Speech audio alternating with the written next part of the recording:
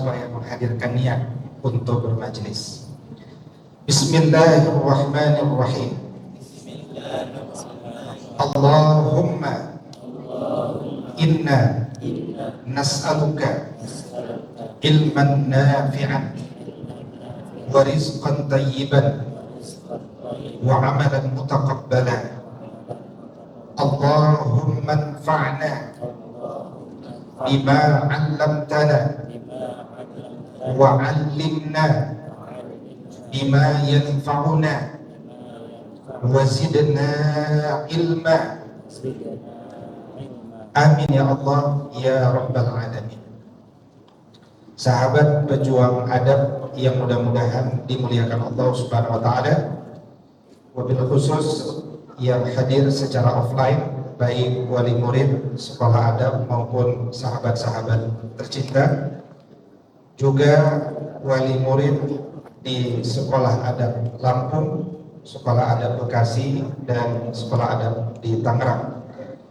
Uhayyikum jami'an bi tahiyyatil islamil khalidah wa tahiyyatul islami salam.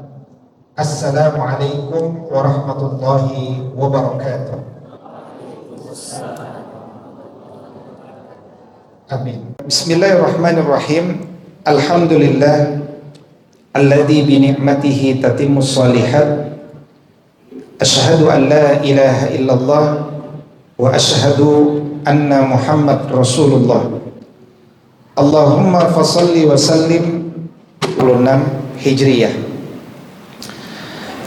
Tentu saja meneladani sahabat Nabi Sallallahu Alaihi Wasallam, murid-murid langsung Nabi Muhammad Sallallahu Alaihi Wasallam, diceritakan bahwa kanu yad'una Allah sittata ashhur an yataqabbala minhum.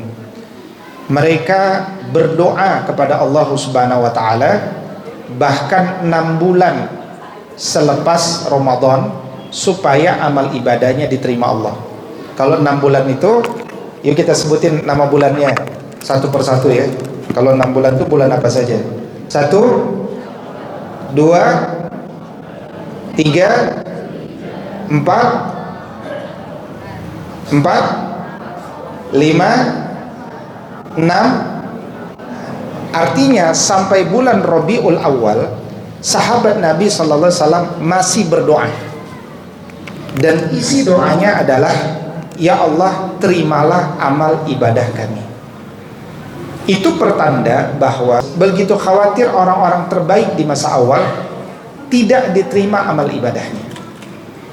Sehingga seandainya satu saja amal kebaikan kita yang paling kecil saja dikabarkan oleh Allah bahwa diterima Allah, saya yakin itu adalah kebahagiaan yang paling besar.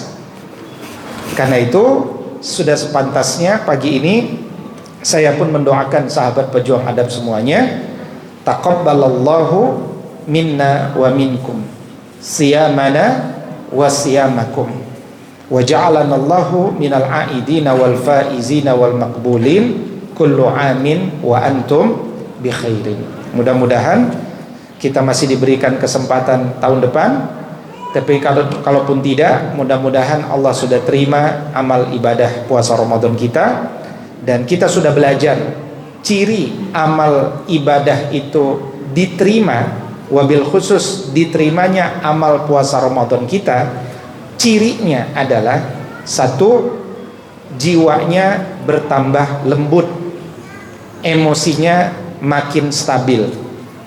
Yang kedua, dia semakin nikmat dalam menjalani kehidupan yang menjadikan ibadah sebagai energi awalnya.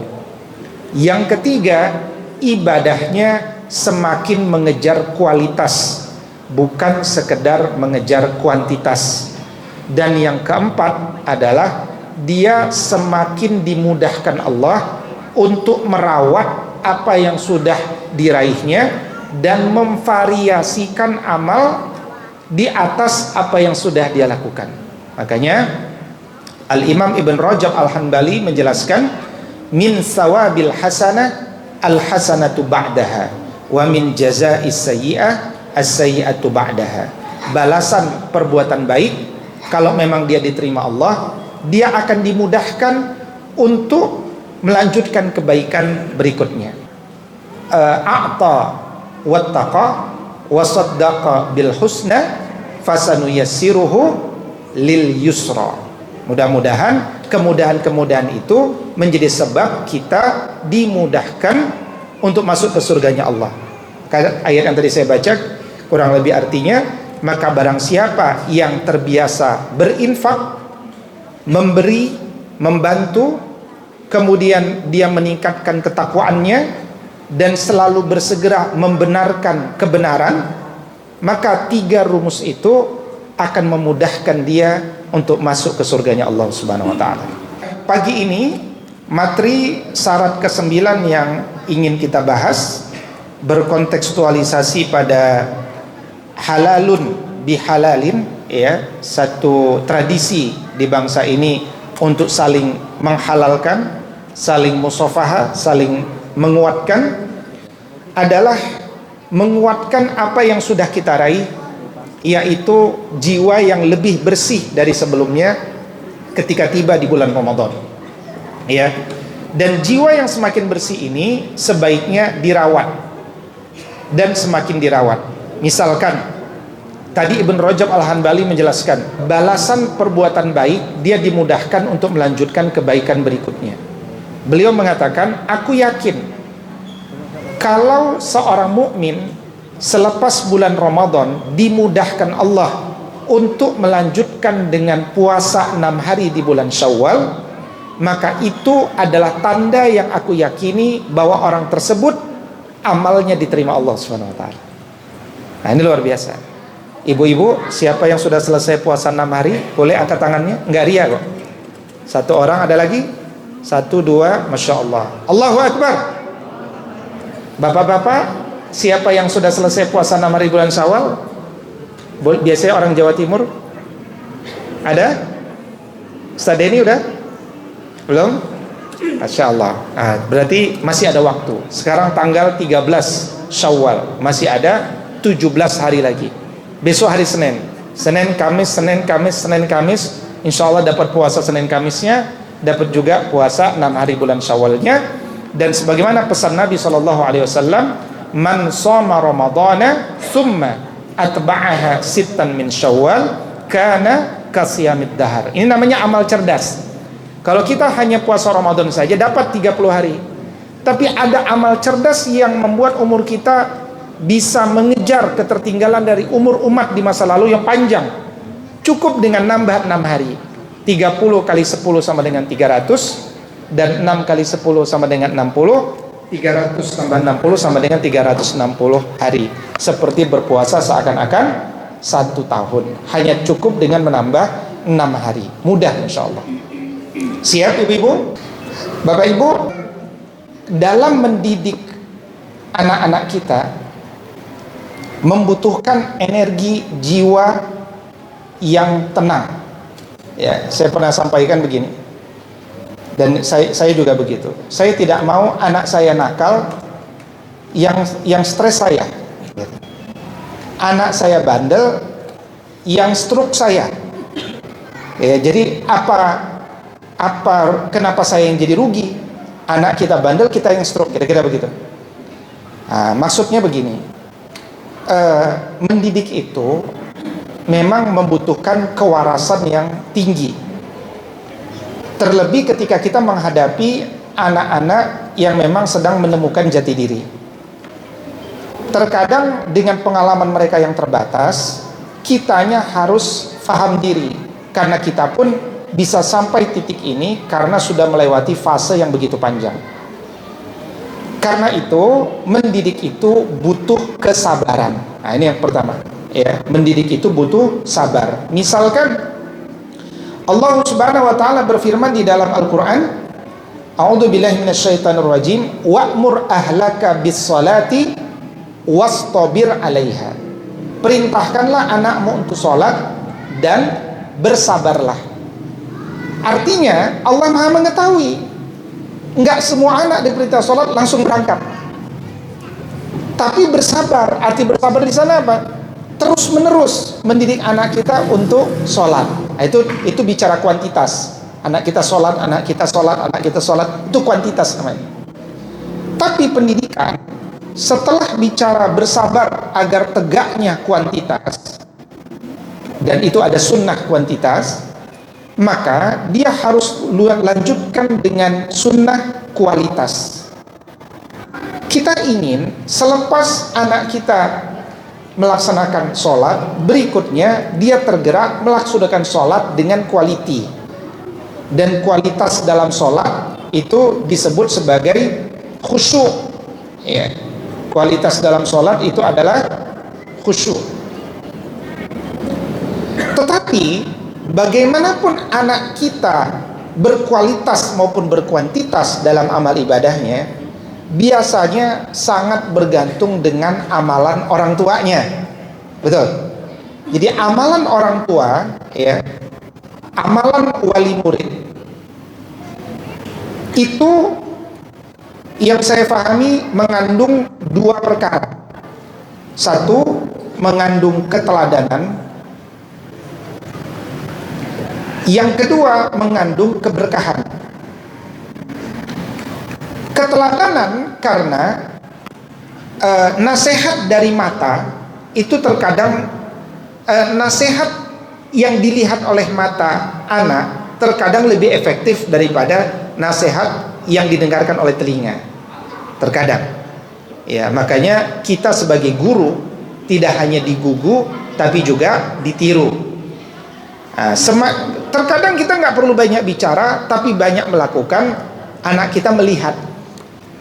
Kenapa ada anak tidak mau mendengarkan kata-kata bapaknya dan lebih mendengarkan perbuatan bapaknya atau ibunya? Karena boleh jadi dia ngerasa pusing dengan kalimat kita, atau dia ingin melakukan tidak dengan paksaan kita, atau mungkin karena egonya masih tinggi, sehingga di titik tertentu terkadang keteladanan kita lebih terekam daripada perkataan. Nah, maksud kami adalah ketika kita bicara ingin melahirkan murid yang berkualitas, berarti kita harus punya kualitas. Ayah bundanya harus punya kualitas. Kualitas dalam keteladanan yang berkualitas, bukan keteladanan yang sekedar dalam kuantitas, gitu ya. Yang kedua, wali murid memulai bukan sekedar karena ada faktor keteladanan, ada juga faktor keberkahan. Beberapa ulama pernah mengatakan, aku semakin semangat dalam beramal supaya engkau bertambah soleh, gitu. Seakan-akan mereka orang-orang soleh ini meyakini kalau kita ingin anak kita bertambah soleh, kitanya harus lebih soleh, gitu kan. Misalkan di sekolah adab, guru yang kita terima kalau bisa dapat 30 juz, tapi kalau nggak bisa dapat, paling minimum dia 2 juz, paling minimum. Kenapa? Karena dia akan mendidik murid yang kelas 1 sudah selesai juz 30. Logik kan? Jadi dia lebih tinggi.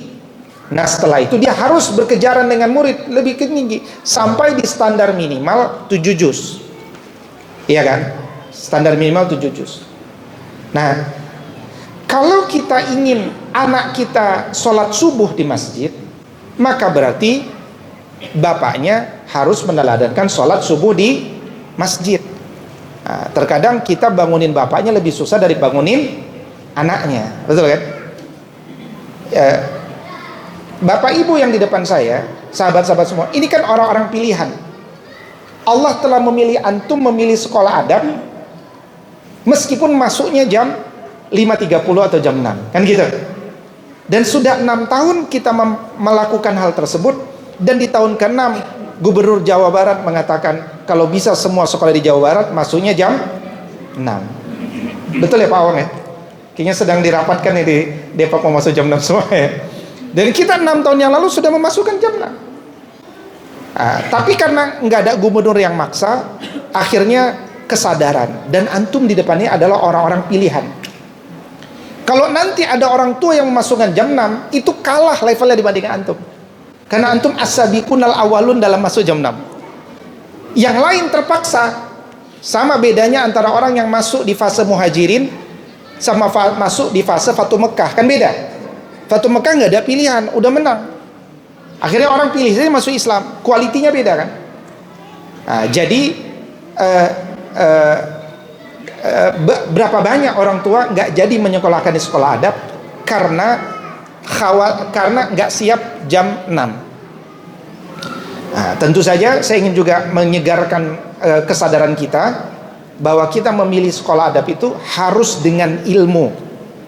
Saya memilih sekolah adab ya karena saya cocok dengan konsep. Itu penting.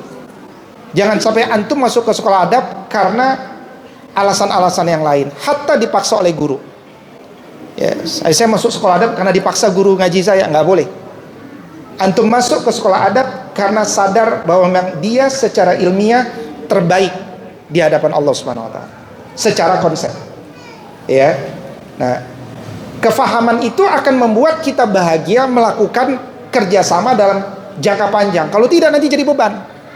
Cobalah dulu kalau saya nggak ngikut ini, pasti saya begini-begini. Itu nanti akan jadi racun. Maka mulai sejak awal sadarkan diri kita, cari keberkahan, bangun keteladanan. Ini syarat lahirnya kesuksesan itu. Jadi target daripada keteladanan keberkahan itu apa? Ya, hadirnya kesuksesan. Nah, berikutnya dalam konsep sekolah adab, kita paham bahwa adab yang kita bangun bukan sekedar sopan santun. Dan adab yang kita bangun bukanlah adab yang tidak bersanad, tapi adab yang bersanad kepada seseorang yang di 100 tahun terakhir dan di sekarang umurnya masih hidup 92 tahun, memang otoritatif di dunia bicara tentang adab. Sehingga kita harus merujuk ke orang tersebut. Karena memang orang tersebut di 100 tahun terakhir yang getol bicara adab, diterima di seluruh dunia. Namanya Syed Muhammad Naqib Al-Attas, orang Bogor. Jadi warga negara Malaysia. Ya, itu reasonnya. Dan Al-Attas banyak membaca karya-karya para ulama tentang adab sehingga menelurkan satu kalimat yang mudah difahami oleh orang hari ini, bahwa adab itu adalah the discipline of mind, soul and body. Disiplin akal, jiwa dan jasad. Iya kan? Maka di semua sekolah kita mengharapkan, sebagaimana kita sudah memulai di sekolah adab, anak-anak kita belajar fokus serius, akalnya harus cerdas, jiwanya harus bersih, jasadnya harus kuat, dan itu harus terukur, dan ketercapaiannya harus di atas 80%, kalau bisa 100%, kalau tidak berarti gagal gitu. Sehingga kita mulai keluar dari kebiasaan banyak sekolah yang terkadang membuat sekolah yang penting anak kami soleh Ustaz, tapi standar soleh itu bagaimana? Nggak ada standarnya. Kalau standar nggak tercapai atau hanya tercapai pada segelintir anak, maka kita harus evaluasi ulang lagi apa persoalan yang ada. Misalkan suatu ketika saya diskusi dengan beberapa pengelola pondok pesantren, bahkan tadi malam juga saya diskusi sampai pukul 11 malam di rumah tentang beberapa yang datang membahas tentang bagaimana pengembangan di pondok pesantren. Saya tanyakan, murid antum kalau lulus di pondok pesantren, profilnya di usia SMP, karena dia mengelola SMP dan SMA, lulus SMP, profilnya apa? 3 tahun ke depan. Kata beliau, dia menguasai ilmu syar'i, Ustaz. Ilmu syar'i itu masih umum. Yang dimaksud ilmu syar'i di kepala antum apa? Detailkan lagi. Harus detail, Ustaz. Harus detail. Kata beliau, dia selesai kitab Tauhid Syekh Muhammad Ibn Shalih Al-Utsaimin, Ustaz. Silakan kan? Berarti bukan menguasai ilmu syar'i, dia baru menyelesaikan satu kitab Tauhid. Paham maksudnya? Sampai sedetail itu. Fikihnya dia menguasai fikih. Fikih siapa? Oh, kitab apa? Karya apa? Begitu. Sedetail itu. Nah, artinya kalau dia sudah menguasai kitab tauhid ataupun kitab fikih tertentu, dia bisa menceritakan ulang tuh isi kitab tersebut kepada sesiapapun karena dia paham isinya. Itu namanya target. Kalau sekedar selesai muhadharah, selesai ceramah, dia udah selesai baca kitab, tapi anak itu tidak paham isinya, itu belum jadi target. Itu baru satu hal, gitu kan. Kemudian saya tanya, bagaimana dengan jiwanya? Emang jiwa itu gimana Ustaz? Harus diapain dia? Ya maksudnya jiwanya, motivasinya, keputusasaannya, sifat dendamnya, sifat serakahnya, sifat tamaknya, itu diurus nggak? Enggak Ustaz. Oke. Bagaimana dengan jasadnya? Emang jasadnya kenapa? Ya jasadnya harus sehat dan kuat, saya bilang. Antum urus nggak jasad dan kesehatan? Enggak Ustaz. Kalau belum, berarti antum baru fokus pada satu hal, yaitu kecerdasan akal. Ya paham maksudnya? Dia dinutrisi dengan materi-materi ulumus syar'i yang masuk kepada akalnya, tapi jiwanya belum tentu menerima loh. Kalaupun nilainya bagus, boleh jadi nilainya karena dia bisa menjawab soal-soal yang diambil dari kitabut tauhid, tapi belum tentu dia beriman dengan benar loh. Karena akal menerima informasi, jiwa harus menerima. Jiwa menerima, dia akan memerintahkan kepada jasad. Nah jasadnya sakit-sakitan, nggak bisa loh, gitu lah. Itu satu contoh logika yang saya ajak berpikir. Nah makanya kita punya tantangan besar di Indonesia. Mau namanya sekolah, madrasah, atau pondok pesantren, atau boarding school, apapun namanya, dia tetap harus fokus pada 3 unsur manusia. Apa itu?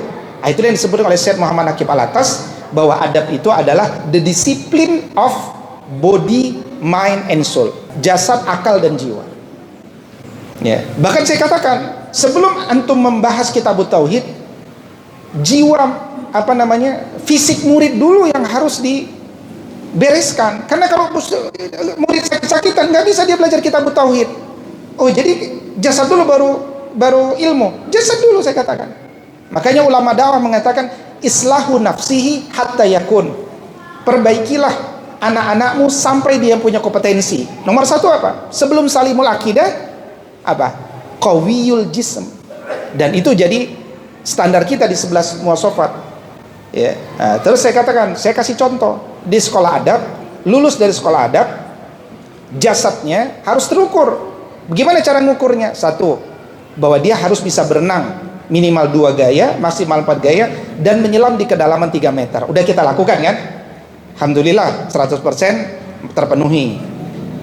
Yang kedua, dia harus lulus blik test dengan nilai 8 minimal, baru lulus, belum dites, ya kan? Nanti kita akan ada tes blik test. Yang ketiga, saya tanya kepada kiai, masyarakat tuh olahraga tiap hari apa sepekan sekali? Tiap hari Ustaz. Kalau tiap hari di sekolah, di pondok antum olahraganya sepekan sekali apa tiap hari? Sepekan sekali Ustaz. Persoalan, kita belum bicara nanti bahan ajar dan seterusnya. Akhirnya perlu ditindaklanjuti. Nah, maka saya merencanakan, ya, dan menyampaikan kepada teman-teman yang punya SMP semuanya, yuk kita buat kurikulum. Nomor 1 itu adalah pengenalan pada jasad dulu. Ya, sampai anak itu bisa bicara kenapa dia harus bangun pagi, kenapa dia harus minum minuman yang bergizi, sampai nanti dia bisa membuat minuman itu dulu. Gimana sih buat bandrek, gimana sih buat bajigur, siapa? Itu dulu buat kesehatan dia. Dan itu butuh waktu sekitar sebulan. Di antara kurikulumnya pengenalan jasad, kemudian pengenalan jiwa. Itu namanya ilmu belajar untuk belajar. Jangan sampai hari pertama di pondok langsung belajar akidah, dia belum tahu tentang dirinya yang harusnya sehat, harusnya kuat, harusnya semangat. Why-nya itu harus dapat. Ya. Kemarin anak saya lulus di Gontor, ada salah satu diskusi yang menarik ya. Kata beliau gini, kita masih bingung nih, kenapa santri pokoknya ada beberapa pertanyaan, intinya ya, ada beberapa pertanyaan, tapi santri itu belum tahu kenapa pondok melakukan sebuah peraturan tertentu, kira-kira begitu. Nah, seharusnya ketika menjalani sebuah proses pendidikan, why-nya itu harus di-share dulu sama anak, sehingga dia akhirnya tidak bahagia berbuat kenakalan. Karena sekarang muncul satu tradisi, kita seneng loh melanggar aturan kita. Itu berarti kan jiwanya kotor. Kemudian ketika bukan lulus lah, libur pondok pesantren misalkan, kalau kita cek itu kalimat-kalimat anak-anak santri pondok, mereka mengatakan anjir, anjay, asu, dan anjing. Iya kan? Berarti ada sesuatu yang persoalan daripada apa? Daripada jiwa. Karena perhatian kita pada jiwa seringkali terkalahkan dengan perhatian kita pada materi akal. Gitu kan? Nah, contoh studi, Bapak Ibu bisa ikut buat studi sendiri. Ya, saya melakukan studi itu di beberapa masjid yang saya ceramah di sana, khususnya kalau ceramah maghrib atau maghrib biasanya. Ketika saya sholat, saya melihat ada anak-anak yang ba'da sholat, assalamualaikum, kemudian berangkat, gitu kan? Nah, itu selalu saya panggil sini. Mau anak siapa saya panggil, duduk sini. Yuk zikir. Kita zikir, saya ajari zikir, saya ajari doa. Nah ketika doa selalu saya bilang, sekarang kamu doain bapak ibumu. Ustaz pengen dengar, kuatin suaranya. Bahkan kemarin juga saya baru melakukan itu, dia nggak tahu doanya apa ya. Dia udah pakai bahasa Indonesia. Bismillahirrahmanirrahim. Aku pakai bahasa Indonesia juga. Yang betul bahasa Arab. Hafal nggak? Nggak hafal. Jadi bapak ibu, sekarang saya melihat tren anak-anak ke masjid, tapi mereka tidak dididik untuk berdoa. Ya, yang rugi itu nanti siapa? Salah satunya yang rugi pertama kali adalah orang tua. Kenapa? Karena meskipun dia sudah 6 tahun sholat di masjid, dia nggak pernah mendoakan antum. Mungkin nggak? Dan sudah terjadi dari studi kasus yang saya temukan, sudah terjadi. Makanya saya titip pesan, hatta anak-anak sekolah adab pun tolong dilihat sholatnya di masjid. Begitu ada persoalan, kita pikirkan itu, tolong kasih kita input, kita akan perbaiki lagi. Karena kalau kita tidak perhatian tentang zikir ini, dia ibarat ngasih taklim tapi tidak diawali dengan tazkiyah. Itu ibarat menanam bibit ke tanah yang belum subur. Akhirnya ilmu tuh masuk, bisa jawab ujian, tapi nggak tumbuh jadi pohon yang rindang, ngeluarin oksigen, bahkan tu'ti ukulaha kullahinin biizni rabbiha, mengeluarkan buah yang bisa dinikmati orang lain. Masih jauh lagi tuh, ngeluarin oksigen aja belum tentu. Maka perhatikan tazkiyah jiwa kita dan anak-anak kita. Saya sering sampaikan begini, kemarin anak-anak saya pribadi saya kumpulin karena libur semua kan, yuk kita kuliah dulu, kuliah ngobrol dulu. Ya, akal kita dikasih makan dengan belajar, jasad kita dikasih makan dengan makan, sarapan, olahraga, kan gitu. Pertanyaannya, jiwa kita dikasih makan nggak setiap harinya? Atau kita terlalu sibuk untuk tidak ngasih makan jiwa? Apa yang terjadi? Akal kita cerdas, jasad kita kuat, jiwa kita kotor. Dan kalau jiwa kita kotor, nggak bisa masuk ilmu masuk aja nggak bisa. Sebagaimana Imam An-Nawawi mengatakan dalam kitab At-Tibyan, ilmu itu tinggi, dia tidak akan masuk ke dalam orang yang jiwanya tinggi, maksudnya sombong. Sebagaimana air yang tidak bisa mengalir ke tempat yang lebih tinggi. Maka jangan sampai kita punya jiwa yang tinggi hati, karena ilmu apapun tertolak, nggak masuk, gitu. Berarti perhatian kita sama tazkiyah harus penting, ayah bunda. Kita harus siapkan waktu untuk berzikir kepada Allah. Dari mana kita mulai? Kita bisa mulai dengan tidak memerintahkan anak kita dulu. Kita mulai dari mana? Mulailah dari keteladanan. Zikir ini mulai dengan keteladanan. Harapkan keberkahan. Setelah sekian lama kita meneladani, baru pelan-pelan kalau anak kita sudah mulai bertanya, yang kecil sudah mulai ikut-ikutan, mulai kita rangkul untuk ikut bersama kita. Apa yang kita bisa lakukan dengan zikir ini? Sebelum kita masuk kepada bagaimana dan teknisnya, yang pertama kita kuatkan dulu urgensi, ya, pentingnya zikir ini. Kenapa sih kita harus berzikir? Apa dalil-dalil yang mendorong saya bicara seperti itu tadi? Pertama, salah satu yang membuat hidup kita bahagia itu adalah kalau jiwa kita tenang.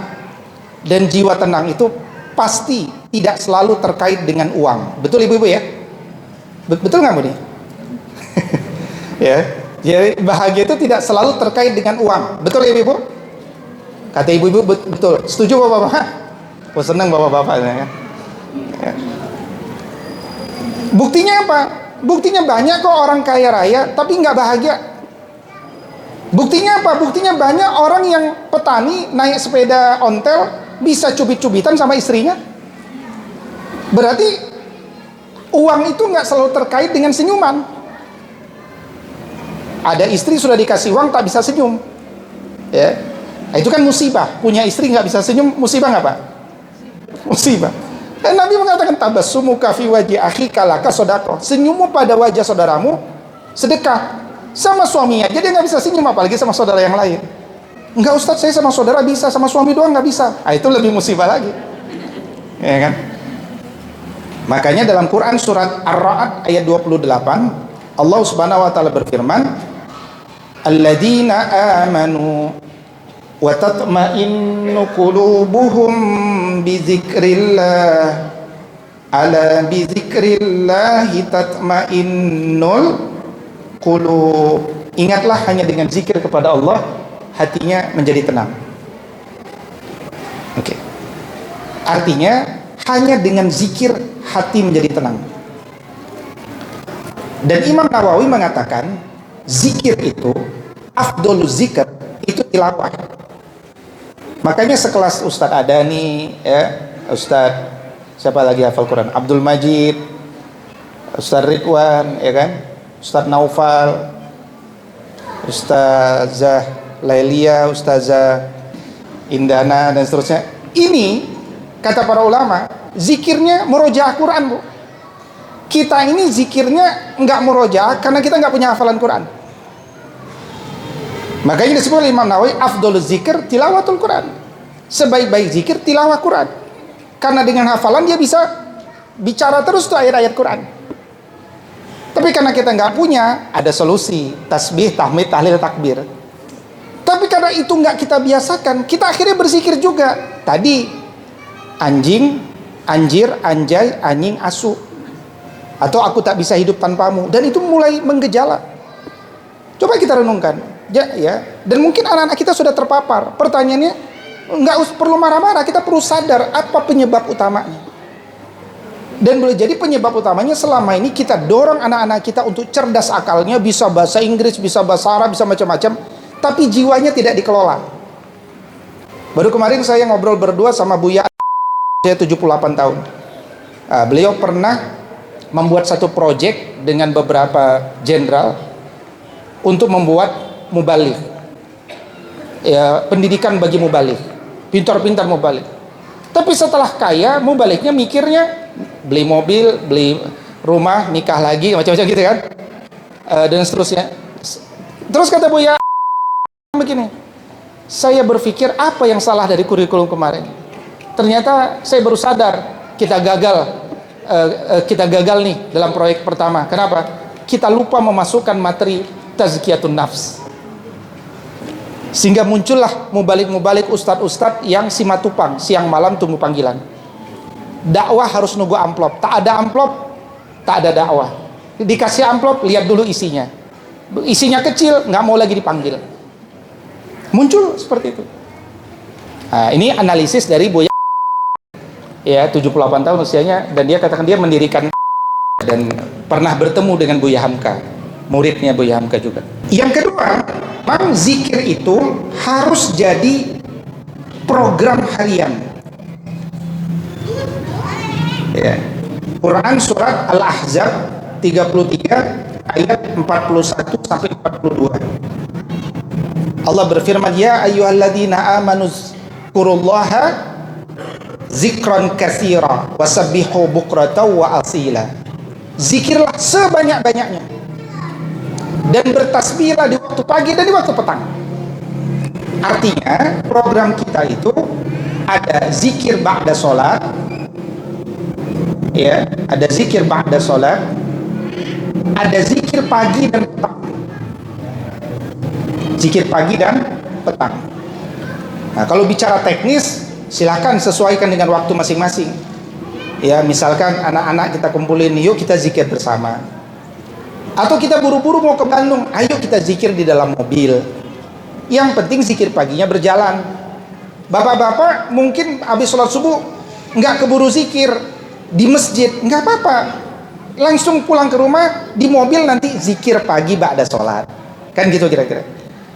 Jadi jangan sampai kita meninggalkan zikir gara-gara punya alasan kita harus buru-buru. Toh kan bawa mobil sama bawa motor nggak ngapa-ngapain juga kan. Masa kita bengong, daripada mikirin yang aneh-aneh, kita berzikir kepada Allah. Itu sebuah activity gitu kan. Dan orang yang berzikir kepada Allah, dia mentakzimkan Allah. Akhirnya disebutkan wala zikrullahi akbar. Ya, cara dia memuliakan Allah, membesarkan Allah, mengagungkan Allah, ya dia berzikir kepada Allah. Maka dia harus jadi program harian. Antum bayangin, kalau kita setiap saat menyiapkan waktu berdua-duaan dengan Allah, Masya Allah, Allah akan senang sekali. Kalau Allah senang sekali, kalau Allah berkehendak, Allah akan mudahkan semua rizki kita. Kan gak ada ustadz mikirin masa depan, dia bisa makan atau enggak, kan gak ada kan. Ustadz dari sejak zaman dulu, dari Saudi Arabia ngirimin, dari Saudi Arabia, dari Yaman mengirimkan dai-dai ke Nusantara ini. Kan nggak pernah mikir nanti di Nusantara kerja di mana, ngekos di mana, makan apa, nggak ada kan? Karena intan surullaha yansurkum wa yusabbit aqdamakum. Sesederhana itu. Kita mau nolong Allah, Allah akan tolong kita. Allah Subhanahu wa taala juga menjelaskan kalau kita ingin sukses di dunia, memang temannya zikir. Quran surat Al-Jumu'ah, ya, surat Al-Jumu'ah ayat ke-10. Allah berfirman, fa idza qudiyatis shalah, maka jika sudah selesai salat Jumat, jangan tidur-tiduran, jangan ngelamun, fantashiru fil ard, maka menyebarlah ke muka bumi, tapi menyebarnya harus jelas, jangan tolah-toleh nggak jelas. Wabtaghu min fadlillah, proyeknya adalah cari fadilah, uang itu fadilah. Wazkurullaha katsira, tapi resepnya banyak zikir kepada Allah, la'allakum tuflihun, agar kalian mendapatkan kemenangan, kesuksesan apa yang kalian dambakan. Maka orang yang selalu diingatkan, bapak-bapak yang selalu diingatkan oleh istrinya, Pak, selalu zikir ya kepada Allah, insya Allah dia tidak tertarik dengan korupsi, kolusi, nepotisme, dan perzinahan. Dia nggak tertarik. Kenapa? Jiwanya basah dengan zikir. Ya. Jadi ibu-ibu kalau punya suami nggak suka zikir, jangan paksa suami kita berzikir. Cukup berzikir dengan agak keras, tapi suaranya enak didengar, gitu ya. Insya Allah itu akan melembutkan jiwa suami-suami kita. Karena ada sebagian suami diajak zikir keras hatinya, nggak mau. Kenapa? Ego. Cukup kita zikir dulu, berdoa kepada mudah-mudahan zikir kita melembutkan orang-orang yang mendengarkan zikir tersebut. Ya, nah ini kita baru bicara berzikir, belum kualitas berzikir, gitu kan? Nah, ini bicara lagi, kan ada orang berzikir tapi seperti membaca mantra-mantra, kan ada. Itu cirinya apa? Bibirnya ininya lelah. Subhanallah, subhanallah, subhanallah, subhanallah, subhanallah, subhanallah, alhamdulillah, alhamdulillah, alhamdulillah, Allahu akbar, Allahu akbar, Allahu akbar, alhamdulillah, selesai. Maka zikir itu seperti penjara bagi dia. Ya, aduh lah, kapan sih selesainya? Subhanallah, masih 33 kali, lama sekali nih. Alhamdulillah, Allahu akbar, lama sekali, enggak betah. Begitu selesai, alhamdulillah, 33 kali Allahu akbar atau 34 kali Allahu akbar, alhamdulillah, saya bebas dari penjara ini. Waliyadzubillah, kita berlindung kepada Allah, berzikir seperti berada dalam penjara. Ya, jangan sampai. Maka kita harus nikmati berzikir. Ya, maka kami sebagai pembina yayasan juga mendidik guru-guru kami supaya terbiasa berzikir. Karena kadang-kadang kita pun tidak dibiasakan zikir sejak awal. Kita biasakan berzikir, nikmati, tenang, zikir, nikmati zikir. Ya, nikmati zikir. Nanti jadi berkah. Anak-anak kita pun berzikir, ruh kita. Jadi pekerjaan mengajar agama, mengajar pendidikan, itu kalau terjadi rutinitas, itu bisa hilang ruhnya. Dan bapak ibu juga mendidik anak, kalau tidak dengan zikir, mendidik anak itu pun bisa hilang ruhnya. Padahal ini amal ibadah, tapi dilakukan oleh ya bunda dengan marah-marah. Iya kan? Ada seorang bunda habis berzikir dengan nikmat sendirian, begitu kelihatan anaknya marah, habis zikir nih langsung marah. Astagfirullah. Padahal baru habis dizikir. Nah, sampaikan, mama, tadi habis zikir kan ya? Iya. Jiwanya jadi lembut nggak? Dia akan mikir, oh berarti tadi zikirku belum sampai pada hasil yang diinginkan. Apa? Jiwa yang lembut.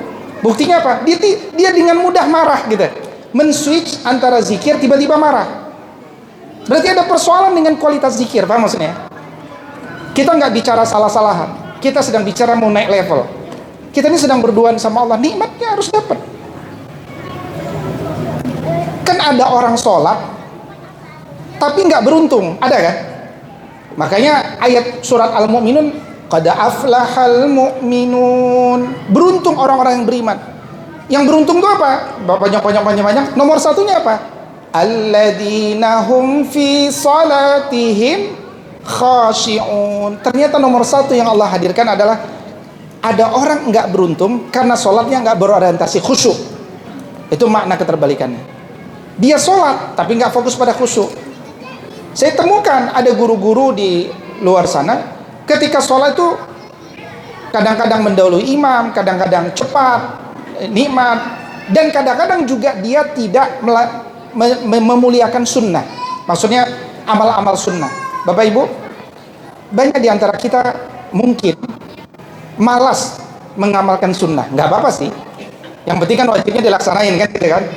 Bahkan sehingga muncullah anak-anak yang kemudian mengatakan, kan sunnah nggak wajib, gitu kan. Maka disinilah kita perlu lembutkan jiwa kita. Kita baca firman Allah dalam hadis qudsi, dan tidaklah hambaku senantiasa merawat amal-amal sunnah sampai aku pun memperhatikannya dengan lebih seksama dan aku pun mencintainya. Dan kalau aku sudah mencintainya, maka dia akan melihat dengan penglihatanku, dia akan mendengar dengan pendengaranku. Dan kalau dia meminta, aku akan dengarkan dia. Dan kalau dia meminta perlindungan, aku akan lindungi dia. Awalnya apa? Karena dia mencintai amal-amal sunnah. Yang rugi banget kalau kita nggak dapat kemuliaan itu dari Allah Subhanahu Wa Taala. Makanya salah seorang guru mengatakan amal sunnah itu adalah amal yang kalau ditinggalkan rugi banget. Nah, dialog-dialog ini kan harus kita sampaikan kepada murid kita. Bukan sekedar murid kita sudah terbiasa sholat wajib, tapi murid kita sudah bahkan menikmati sholat sunnah. Ini yuk kita jadikan proyek bareng. Ini masalah kita semua, masalah akhir zaman. Akhir zaman ini, ya enggak akhir zaman saja, dampak keburukan itu lebih besar daripada dampak kebaikan. Itu enggak akhir zaman. Apalagi akhir zaman, keburukannya lebih banyak. Ya. Buah-buah takdib yang kita lakukan bisa dengan mudah hilang. Tapi minimal dia akan memiliki benteng kalau apa? Kalau jiwanya bersih. Makanya fazkuruni azkurukum, itu artinya apa? Kalau kita ingat kepada Allah, Allah akan ingat kita. Kalau kita menjaga Allah, Allah akan jaga kita. Fazkuruni azkurukum, ihfazillaha yahfazka. Yang kelima, Quran surat Al-A'raf ayat 205. Kita diingatkan tentang adab dalam zikir. Ya. Wazkur rabbaka fi nafsika tadarruan wa khifatan wa dunal jahri minal qaul. Adabnya itu apa? Jangan keras-keras, tapi juga jangan dalam hati. Ya, zikir itu dilafazkan dengan suara yang didengar. Ya, dan penuh ketundukan ketika membaca. Adab dalam berzikir, menikmati zikir. Ya, makanya kalau kita berzikir berjamaah, Yang paling bagus itu adalah satu orang berzikir keras, lainnya berzikir lembut, mengikuti yang keras. Kadang kalau sama-sama keras nggak nikmat zikirnya. Kadang-kadang nggak nikmat. Bisa saja nikmat, tapi yang lebih mudah membantu kenikmatan itu adalah satu orang berzikir keras, katakan ibunya, anak-anaknya kemudian mengikuti dengan benar, tidak sambil tidur. Ada juga zikir berjamaah tapi anaknya pada tidur. Nah, jadi kalau anak sedang tidur, stop zikirnya, bangunkan dulu. Dan zikir terbaik itu halaku zikir, hilaku zikir. Ya, jadi jangan ibu zikir di sini, anak sono, ayo kita zikir bareng dari tempat masing-masing gitu ya. Nah, yang terbaik adalah membentuk lingkaran zikir. Ya, lingkaran zikir. Nah, makanya halaqah itu harus mengandung zikir. Ya, di antara sebagian suami-suami antum kan sudah ada yang mengaji halaqah pekanan. Ya. Nah, itu kita di dalam halaqah pekanan itu berzikir. Ya. Berzikir, temanya zikir. Artinya apa? Semua pembahasan kita mengingat Allah. Kalimat apapun mengingat Allah.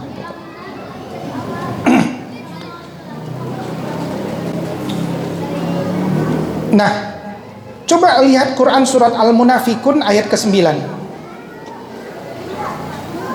Ya.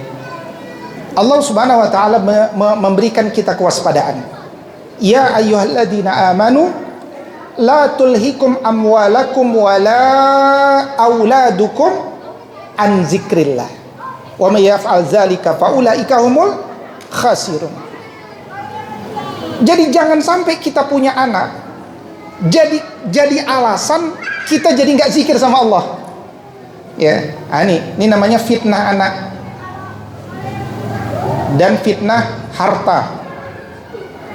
Jangan sampai kita naik jabatan, punya uang lebih banyak, punya anak lebih banyak, menjadi alasan kita tidak zikir kepada Allah. Hati-hati. Ya ayyuhalladzina amanu la tulhikum amwalakum wala auladakum an zikrillah. Kalau sampai itu terjadi, wa may yaf'al dzalika faulaika humul khasirun. Orang itu rugi. Jadikanlah sholat zikir itu sebagai tujuan program utama kita. 20 ayat 14. Jadikan program harian. Quran surat Toha ayat 14 Allah berfirman, wa aqimis salata li zikri. Ini penting jadi bahan dialog kita sama anak-anak. Nah, kamu kenapa sholat? Disuruh ustazah sholat, nggak boleh. Kenapa engkau sholat? Besok mau ujian, aku mau rajin sholat, nggak boleh. Nah, terus jawabannya apa? Jangan ngarang juga. Jawabannya adalah Quran surat Toha ayat 14. Wa aqimis salata li zikri. Nah, engkau harus sholat untuk mengingat Allah. Dari mana? Engkau kan sudah hafal suratnya, surat Toha 20 ayat 14. Jadi sebisa mungkin Bapak Ibu, mulai sekarang kita kumpulkan pertanyaan-pertanyaan sehari-hari yang anak-anak kita belajar menjawab dengan ayat Quran. Ya, kita sudah mau masuk fase itu. Ya, di kelas 6 salah satu bentuk ujian nanti adalah kita akan mengajukan beberapa pertanyaan-pertanyaan dalam kehidupan yang menjawabnya dengan ayat Quran yang dia hafal. Itu kebiasaan itu. Nggak harus hasilnya bagus, enggak. Tapi kebiasaan anak mulai mereferensikan dengan Quran sebagai jawaban setiap problematika persoalan. Ya, sehingga Quran itu lagi-lagi tidak sekedar menjadi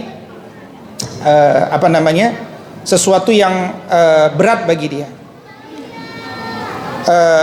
Sahabat semuanya, waktunya sudah pukul 8.02 waktu Indonesia Barat, pertanda harusnya sudah selesai. Karena itu saya cukupkan dulu materi ini. Saya berdoa kepada Allah, mudah-mudahan Allah jadikan antum dan pasangan hidup antum sebagai orang-orang yang jiwanya mudah bersih, mudah tenang, mudah emosinya stabil, mudah menerima ilmu, tidak bawa perasaan, tidak baper, tidak dendam, tidak pemarah, tidak tamak, tidak serakah.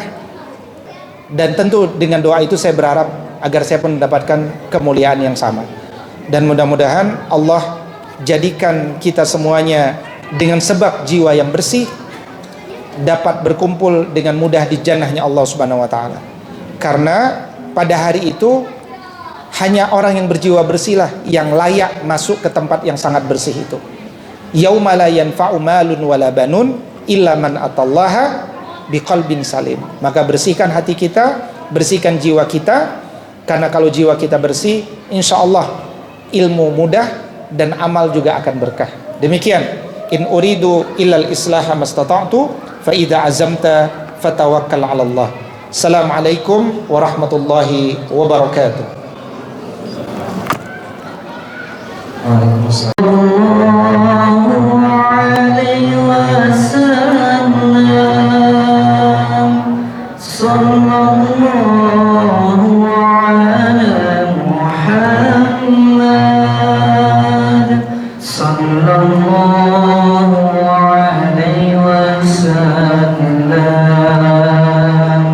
Kita buka sesi fakta dulu. Bertanya lagi terkait zikir ini, karena kebetulan mulai merutinkan zikir pagi petang itu kurang lebih pada saat dulu kuliah ya. Jadi kita ada ikutlah beberapa kajian sehingga mulai ikutlah. Nah cuman pada saat ke Saim ini kayaknya agak berbeda nih untuk konteks zikir pagi petang yang kalau kita biasa sebut namanya al-maqsurat subro biasanya saya, dan alhamdulillah sekarang saya malah lebih merutinkan yang al-maqsurat subro. Cuman memang ada pertanyaan yang cukup menggelitik buat saya untuk zikir pagi petang yang dulu saya amalkan. Ada apa namanya, lafaz ya, auzubi kalimatillahi tammati min syarri ma khalaq. Kalau nggak salah itu 3 kali kita ucapkan. Nah, cuma kalau untuk mengikuti kaidah yang dulu saya pernah ikuti, lafaz itu hanya boleh disampaikan di zikir pagi saja, tapi zikir petang itu tidak boleh menurut kaidah yang saya ikuti dulu. Nah itu jadi saya pertanyaan juga, kenapa? Waktu itu saya pernah tanya ustadznya, tidak pernah dijawab secara clear. Itu yang pertanyaan pertama. Kemudian yang kedua terkait zikir ba'da sholat. Kalau kita ngikutin zikir versi NU gitu ya, itu kan kita zikir berjamaah gitu saat ada beberapa lafaz yang menurut kaidah saya yang dulu pernah ikuti itu tidak sesuai sunnah. Bahkan kalau misalkan kita membaca astagfirullahaladzim itu katanya tidak sesuai. Itu sebenarnya yang benar yang mana, ini masih saya tanyakan juga belum terjawab waktu itu dengan kajian yang lama ya. Karena alasannya ya pokoknya ikuti aja, karena itu dianggapnya sebagai bid'ah. Itu yang kedua. Yang ketiga terkait dengan fenomena sekarang nih, ada zikir walid itu ya yang lagi fenomenal nih. Ini bagaimana kita menyikapi, jangan sampai stigma bahwa berzikir itu nanti terkesan adalah ekstrim dan segala dan sejenisnya lah. Kurang lebih itu sih dari saya pertanyaannya. Assalamualaikum warahmatullahi wabarakatuh. Waalaikumsalam. Zikir petang, zikir pagi, zikir petang. Nah itu misalkan kita pagi, zikir pagi kubro kan. Nah, Bapak Ibu tinggal baca saja. Nah di dalam kalimat ini ada redaksi a'udzu bi kalimatillahi tammati min syarri ma khalaq. Maka itu dibaca zikir umum, ya kan? Karena maknanya kan umum. Kapanpun dibaca, termasuk pagi dan petang. Tidak ada pembatasan, hanya pagi saja. Dia bisa dibaca pagi, dia bisa dibaca petang, dia bisa dibaca kapanpun, selama kita meminta perlindungan kepada Allah dari makhluknya. A'udzu bi kalimatillahi tammati min syarri ma khalaq. Hatta kalau kita meruqyah orang malam-malam, udah baca juga itu. Ya, karena itu ayat ruqyah, menjaga diri kita dari gangguan syaitan. Jadi Bapak Ibu, kalau ibu-ibu nggak mau dihipnotis, gitu kan? Buatlah perlindungan diri dengan apa? Dengan berzikir. Al-Ma'surat. Karena disebut Al-Ma'surat karena mengumpulkan yang maksur, yang ada asarnya dari Nabi SAW, bahwa dalam asar itu ada diskursus, itu biasa di kalangan ilmu. Yang jelas semua kalimat-kalimat yang baik datang dari ulama, maka dia baik untuk kita baca. Itu yang pertama. Jadi beliau tadi mengingatkan Al-Ma'surat ini adalah program pagi dan petang yang bisa dibaca oleh ayah bunda di rumah maupun di tempat yang lain. Kalau zikir petang itu asalnya ba'da asar. Kalau nggak bisa ba'da asar, lakukan ba'da maghrib, ya kan, ba'da maghrib. Nah itu lakukan bersama. Sehingga hari ini tuh banyak anak-anak ba'da sholat maghrib pada ngumpul di lapangan entah ngapain. Nah sekarang anak-anak tuh ba'da maghrib harusnya bersama orang tua, dia berzikir petang. Itu juga salah satu. Kemudian zikir ba'da sholat. Nah ayah bunda perlu difahami bahwa kita membangun sekolah adab ini salah satunya adalah mendidik anak yang siap memimpin umat. Ya, artinya umat itu ada yang berzikir, ada yang umat dengan banyak zikirnya. Misalkan sebagian dengan zikir yang biasa kita baca. Dia harus bisa tuh memimpin zikir. Karena kalau kita mendidik generasi nggak bisa mimpin zikir di tengah umat, yang umat itu mencintai pemimpin yang bisa berzikir, maka pemimpinnya nggak bisa jadi pemimpin. Paham maksudnya? Nah, maka ini kan ada rekaman video ya di sekolah adab ya, pembiasaan khusyuk sholat berjamaah. Nggak muncul ya? Ini sini ya. Ini pembiasaan sholat berjamaah setelah menggerakkan imannya. Itu kan zikirnya setiap hari kan, kita ulang-ulang terus kan. Kelas 4, 5, 6 terus zikir. Nah, zikir yang dibaca itu kalau bisa ya bunda supaya efektif adalah zikir yang ada di website sekolahdab.id. Ya kan? Zikir ba'da sholat. Ini sudah saya susun sesuai teks dan ada sumbernya semua dari Nabi SAW yang memang dibutuhkan di masyarakat.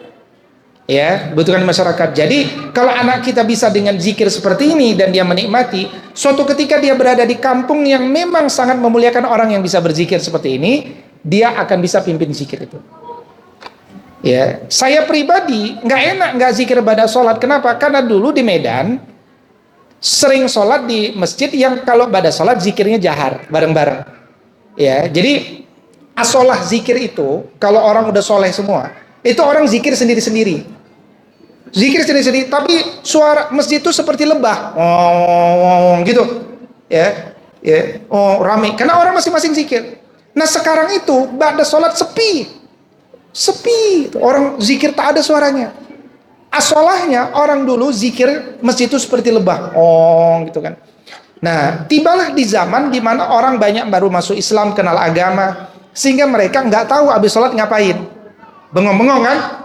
Nah, akhirnya kemudian dalam kerangka takdib, ulama-ulama membimbing zikir supaya orang awam ba'da sholat punya agenda namanya zikir. Saya korbannya ketika anak kecil. Sering ikut sholat dengerin zikir, lama-lama saya bisa zikir. Itu kan korban, namanya korban positif kan ya. Itu satu contoh. Nah tapi sekarang muncul zaman di mana zikir ba'da sholat dibid'ahkan. Apa dampaknya? Setelah saya teliti dampaknya, sekarang banyak anak nggak bisa zikir.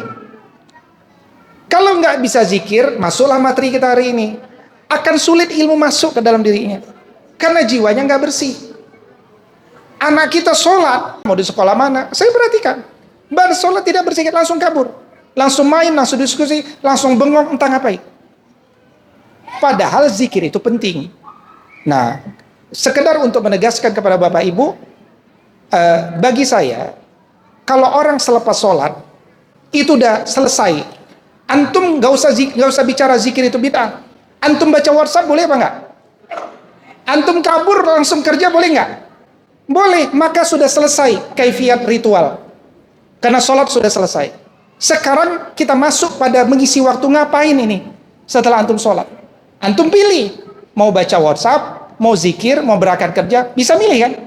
Nah, sekarang kalau dari 3 pilihan itu waktu kerja masih cukup, baca WhatsApp bisa dipending, nomor satu paling bagus ngapain?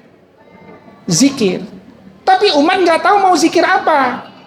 Maka bimbinglah umat ini yang mayoritas awam. Kalau antum kan karena lingkungannya udah soleh semua, kelihatannya soleh. Begitu antum masuk saja ke musola kampung, pada saat itu antum akan ketemu masyarakat yang nggak bisa berzikir. Disitulah butuh generasi beradab di masa depan yang dia bisa mimpin zikir. Dan zikir yang diutamakan tentu zikir dari yang punya asar dari Nabi dan para sahabat. Nah, saya susunlah ini, ya.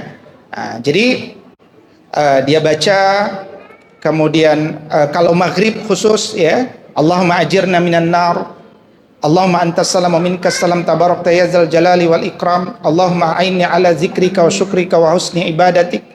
Baca Al-Ikhlas, Al-Falaq, An-Nas, baca ayat kursi, subhanallah. Kemudian berdoa juga ngangkat kedua tangan. Antum beda ya antara, coba antum resapi dah dalam hati. Antum doa nggak ngangkat kedua tangan sama doa mengangkat kedua tangan, lebih kira-kira lebih mulia yang mana ya? Ya kan? Makanya puncaknya orang berdoa itu, kan Nabi bersabda begini. Ada seorang laki-laki dulu,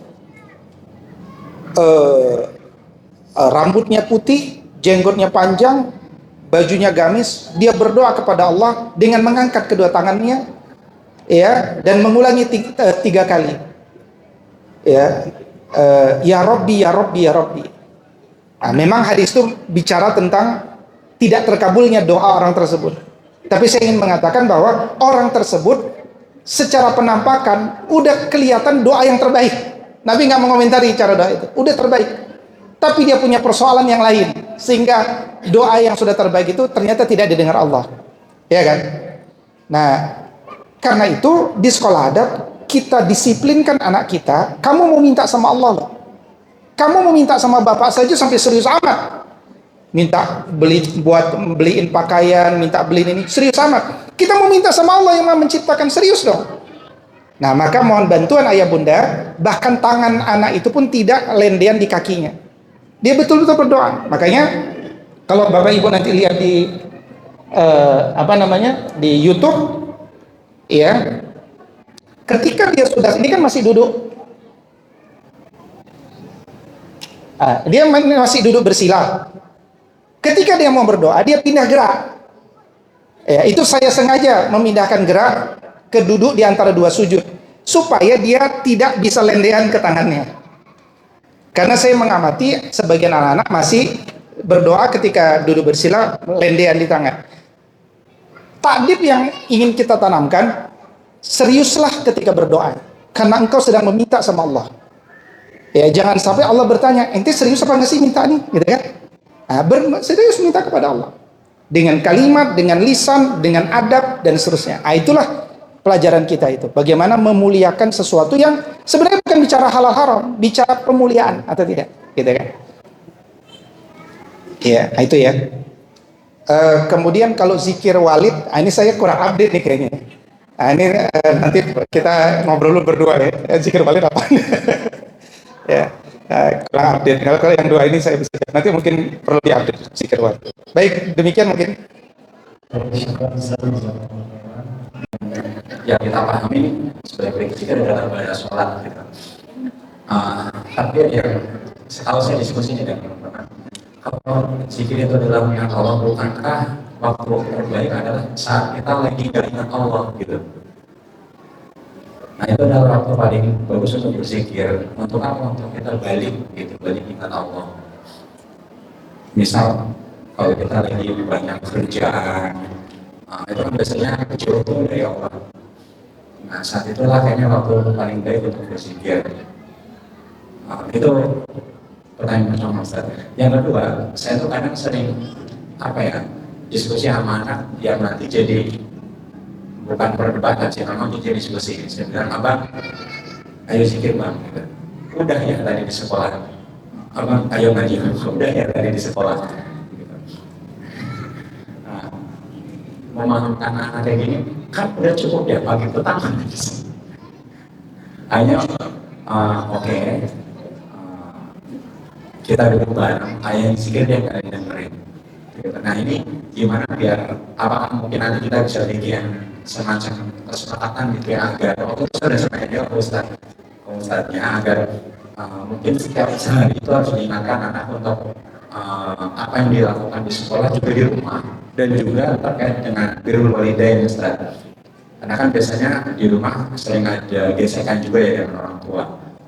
Misal masalah bangun pagi, masalah habis sholat jangan langsung main, tapi zikir dulu bareng-bareng gitu. Selalu gitu diskusinya di sekolah udah ya, di sekolah. Nah, kamu jangan cuma di depan guru, gitu. Tapi juga kita buat ending. Untuk saya sampaikan ke Ustadz, untuk satu itu yang kedua tentang birrul walidain, kita kasihkan setiap hari gitu. Pertama kalau saya sering sama istri itu gini Ustaz, kita coba bikin kayak sosial. Jadi kalau di rumah kita puji-puji guru gitu, kamu harus taat sama guru itu kayak gini, bisa kita sampaikan. Kita juga ingin berharap di sekolah itu dilakukan terus gitu, bahwa kamu harus taat sama orang tua, harus gini, didengerin ayah ibumu dan gini gitu. Agar kalau ini jadi kesepakatan kayaknya jadi bagus loh Ustaz. Jadi balance itu antara di sekolah maupun di rumah. Saya nggak tahu ya apakah di sekolah itu dilakukan terus menerus. Kalau saya anestesis sepakat untuk kita lakukan itu terus menerus. Kita sampaikan agar anak menghormati dulu, dia semangat sekolah, utamanya dan segala macamnya. Mungkin itu. Waalaikumsalam. Saya jawab dulu ya. Pertama, zikir itu kapan? Zikir itu kapanpun. Ya, kapanpun dan sebanyak kapanpun. Antum jangan merasa berdosa kalau zikir pada sholat tasbih 50 kali. Jangan merasa berdosa.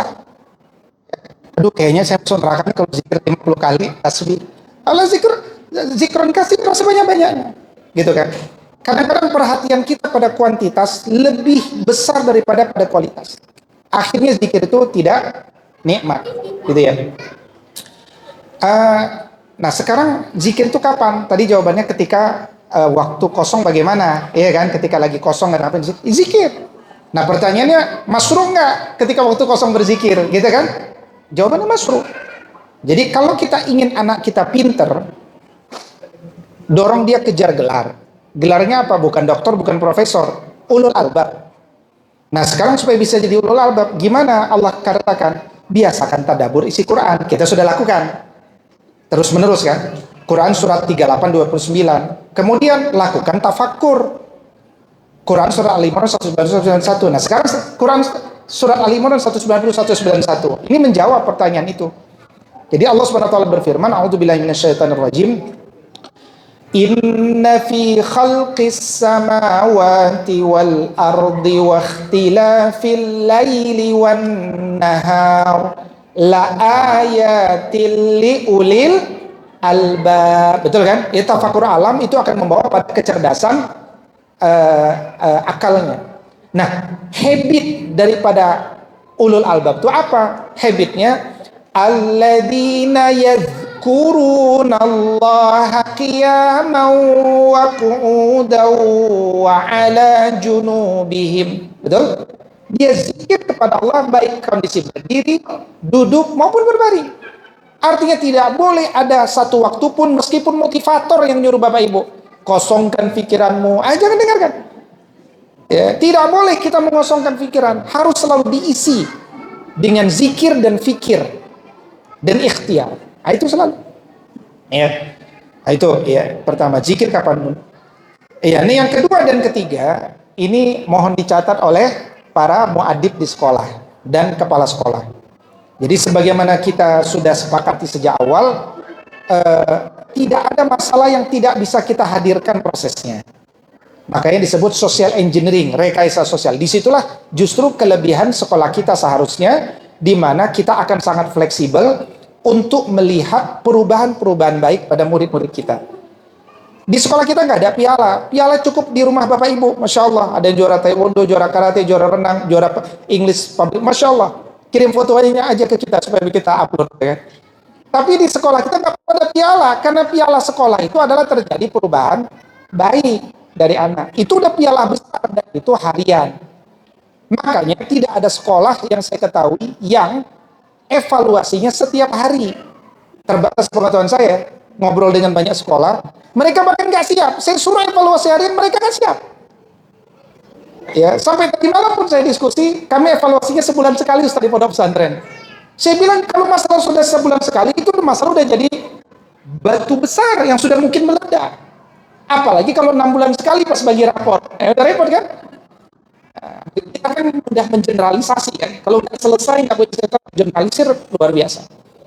Di sekolah adab setiap hari Bapak Ibu, Masya Allah, Senin, Selasa, Rabu, Kamis, tiap hari dicatat sehingga kita sadar kita ini ingatannya lemah, punya catatan, lihat tanggal berapa punya masalah terus. Jadi tadi zikir tidak cukup di sekolah, tidak cukup karena kita mencetak murid di sekolah supaya dia bisa jadi masyarakat yang baik. Masyarakat yang baik itu adalah masyarakat yang pada waktunya dia berzikir. Apa itu? Pada sholat dia zikir. Waktu petang kalau misalkan anak ayah bunda asar sudah pulang, jam 3 sudah di sekolah, ya dia zikir maghrib, dia berzikir dengan siapa? Dengan ayah bundanya. Gitu kan? Nah, maka para muadzin perlu memberikan pengantar ini. Anak-anak, orang yang paling otoritatif dan paling mencintaimu apa adanya, itu adalah ayahmu. Dan orang yang siap menarikmu ketika engkau gagal, itu adalah ayahmu. Betul nggak kayak gitu kan? Atau nggak usah pertanyaan begitu. Saya juga sering nanya sama anak-anak saya. Coba kamu mikir, orang yang paling siap membelamu, menarikmu dari kegagalan ketika semua teman-temanmu menjauhimu, siapa? Itu membangun otoritas, posisi biar dia jawab. Nah, peran guru kita juga bertanya seperti itu kepada anak-anak. Maka minta murid-murid kita untuk mengejar keberkahan dari ayah bundanya. Dengan apa? Dengan mentaati pada setiap perintahnya yang mengandung kebaikan, yang sejalan apalagi dengan yang disampaikan di sekolah. Di sekolah dibiasakan zikir, ayah melanjutkan zikir, maka itu sebuah kebaikan. Maka jadikan itu juga checklist perbuatan baik harian, yaitu apa? Ya, bahwa hari itu dia telah menaati nasihat ayahnya dan berzikir bersama ayahnya. Itu lebih baik daripada buatin kopi untuk ayahnya. Nomor 1 itu dulu. Ya, sebelum kita, alhamdulillah saya sudah buatin kopi buat ayah saya, itu baik. Tapi masih kalah dengan memenuhi seruan berzikir bersama ayah. Jadi insya Allah para muadzin akan melakukan itu besok Senin. Ya, besok Senin kita jangan mau kalah sama Deddy Mulyadi ya. Ya, Gubernur Jawa Barat ya. Jadi apa yang bisa kita lakukan segera. Setiap masukan segera. Makanya saya sudah titip pesan kepada Bapak Ibu sejak lama, kalau Bapak Ibu menemukan anak-anaknya sholatnya main-main di sekolah, pertama jangan sedih, jangan marahin, cukup laporkan kepada kita buat rekayasa sosial.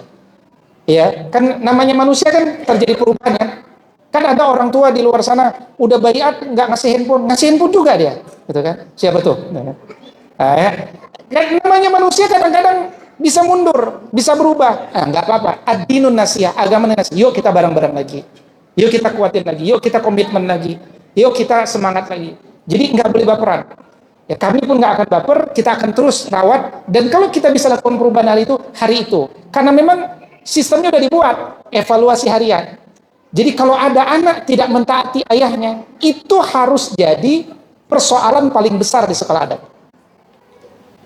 Iya kan? Tapi yang namanya kita ngelola manusia, dia gradual, butuh pemahaman tentang ilmu jiwa. Makanya ayah bunda nggak usah marah-marah dengan anaknya. Kamu kok nggak taat sama bapakmu, gitu kan? Selama kita masih punya partner, kita kan mitra. Nanti kita yang akan menguatkan. Jadi ayah bunda menguatkan otoritas guru seperti tadi, masya Allah, terus menerus. Dan guru juga menguatkan otoritas orang tua. Nah, besok pagi nanti saya kuatkan lagi di pembekalan pagi. Kepala sekolah juga besok pagi saya tugaskan menyampaikan di kalam pembina pagi upacara, dan guru-guru nanti menguatkan lagi dengan beberapa metode penguatan yang kreatif sehingga anak-anak tidak terkesan diajari tapi semakin bersemangat untuk memuliakan ayah bundanya. Demikian ya desain plannya Ustaz Kusnan. Insyaallah kita lihat hasilnya hari Selasa. Demikian. Ada yang lain? Pak Suyoto. Ya, terima kasih. Assalamualaikum warahmatullahi wabarakatuh. Waalaikumsalam. Ya, pertanyaannya adalah terkait dengan hal-hal yang terkait dengan sholat sunnah yang harapannya bisa dilakukan selain kita juga anak-anak kita. Iya. Nah, buat siapapun mereka yang sudah melakukan sholat wajib tapi juga diikuti dengan mendapatkan sholat sunnah, maka seperti penjelasan Ustaz tadi, maka kita akan menjadi, Allah akan menjadi penglihatan ketika kita apa yang kita lihat dan menjadi pendengar ketika kita mendengar. Nah, kita melihat di mana kita melihat banyaknya orang-orang soleh. Misalnya contoh adalah di Palestina ataupun orang-orang soleh di kita. Ya. Namun demikian, bagaimana cara memahami daripada korelasi daripada Allah akan menjadi pendengar ketika atau Allah akan menjadi penglihatan ketika kita melihat, atau orang-orang yang melakukan itu akan dipahami bahwa orang-orang ini adalah orang-orang yang doanya akan dikabulkan oleh Allah. Nah, maksud saya, bagaimana cara memahami korelasi antara apa yang dilakukan orang-orang soleh ini dengan tadi yang disampaikan Ustaz. Demikian, Ustaz. Terima kasih. Assalamualaikum warahmatullahi wabarakatuh. Ya, Waalaikumsalam warahmatullahi. Maksudnya kenapa Palestina masih kalah gitu? Iya. Saya melihat orang Palestina lebih menikmati itu. Pertama, mereka sudah hafal Quran sejak kecil. Ya, orang Palestina ini secara umum sebagian ya bukan Palestina, Gaza maksud saya. Orang di Gaza beda ya, dengan Ramallah itu beda itu. Di Gaza, secara umum mereka sudah hafal Quran sejak kecil. Mereka hafal dengan faham isinya karena mereka berbahasa Arab, gitu kan? Ada satu pertanyaan yang dilayangkan kepada mereka. Kenapa Allah tidak menolong kita? Dengan cepat dan tidak pakai mikir, mereka menjawab, kalau Allah uji kami 1000 tahun lagi, itu pertanda Allah cinta kepada kami. Ya. Jadi langsung tuh nggak pakai mikir, dia langsung jawab, kalau Allah uji kita 1000 tahun lagi, itu pertanda Allah sangat cinta kepada kami. Kenapa? Karena dengan adanya momentum ini, kita melihatnya dari angle yang lain kan gini. Agama ini selalu bisa lihat angle dari dua sisi. Contoh, Pak Suyoto begini. Kalau kita dalam hidup rizkinya lancar bener, itu artinya apa? Apakah artinya antum soleh? Ibu, kalau kita rizkinya lancar terus, itu artinya ibu-ibu orang soleh nggak? Belum tentu. Bisa jadi iya, bisa jadi enggak. Makanya Imam Syafi'i mengatakan begini, kalau engkau rizkinya terlalu lancar, engkau harus lihat masa lalu. Jangan-jangan engkau dulu adalah seorang pendosa dan engkau tidak bertobat kepada dosa itu, dan sekarang Allah berikan engkau yang banyak, nanti di akhirat engkau nggak dapat apa-apa lagi. Ngeri juga ya. Makanya jangan sampai kita ngomong karena saya soleh rezeki saya lancar, nggak boleh juga, belum tentu. Tapi mungkin juga karena orang itu soleh, orang itu dimudahkan Allah. Wa may yattaqillaha yaj'al lahu makhraja wa yarzuquhu min haitsu la yahtasib. Artinya apa? Agama ini selalu bisa dilihat dari dua sudut pandang, supaya orang tidak berada dalam comfort zone. Pasti ini, nggak ada kepastian dalam agama. Ya, tidak ada orang ya tidak ada kepastian di dalam agama, sehingga orang tuh selalu berada antara roja, khauf, dan ditambah yang ketiga yaitu mahabbah. Ini kan 3 pilar ibadah. Ya, dia selalu khawatir, dia selalu berharap, dan dia selalu penuh dengan cinta. Maka kenapa ada orang bisa langsung menjawab 1000 tahun? Saya juga nggak tahu kenapa dia bisa menjawab begitu. Tapi boleh jadi dia berpikir bahwa selama ada serangan Israel, selama itu pintu masuk surga tanpa hisab dibuka lebar. Kan indah. Masuk surga nggak pakai hisab. Ya, diangkatnya ruh, nggak usah dimandikan jenazahnya. Pintunya cuma satu, jihad, serangan musuh. Ada serangan musuh, terbuka pintu jihad. Nggak ada serangan musuh, nggak ada pintu kemuliaan ini. Orang seneng. Yang kedua, hadis Nabi SAW, man yuridillahu bi khaira yusib min. siapa orang itu ingin naik level dalam kehidupannya, dia akan diuji dengan musibah. Berarti kalau kita dapat musibah, harusnya ucapan pertama kita apa? Alhamdulillah. Oh, ini berat nih. Berat nggak? Berat. Tapi maksud saya nyampaikan teori loh, supaya suatu ketika kita bisa beramal dengan teori itu.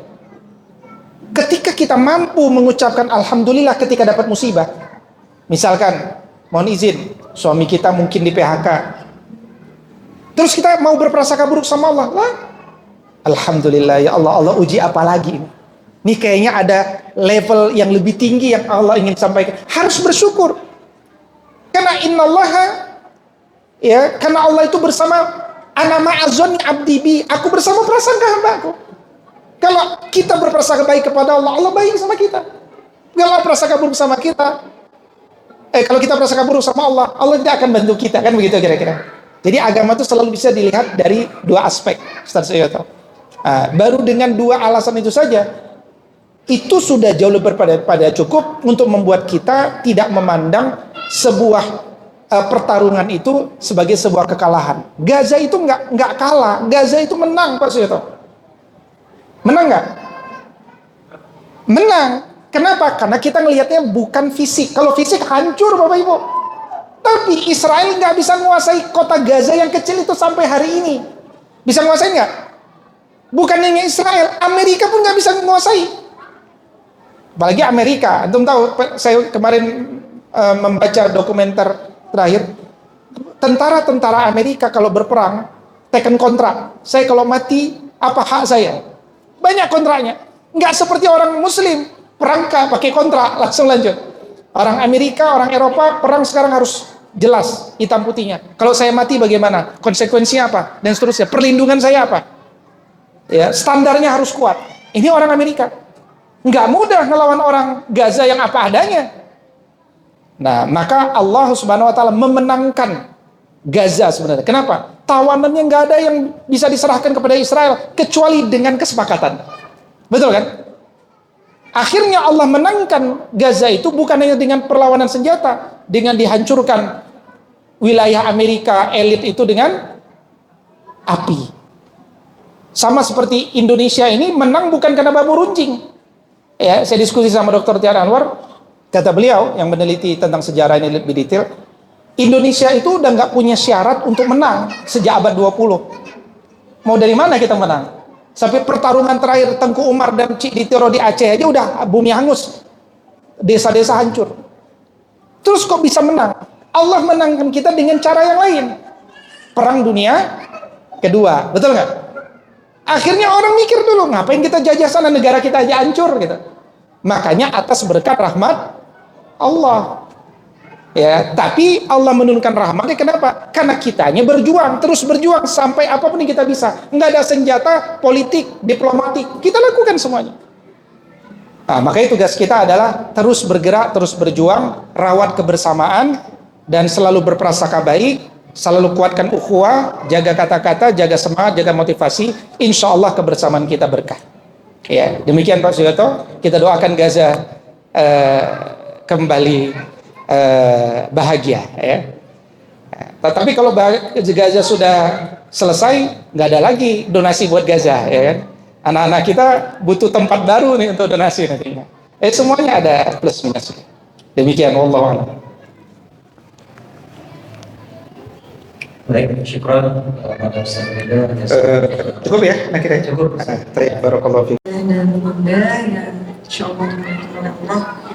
Assalamualaikum warahmatullahi wabarakatuh. Alhamdulillah, wassalatu wassalamu ala rasulillah wa ala alihi wa ashabihi wa mawalah, la hawla wa la quwwata illa billah.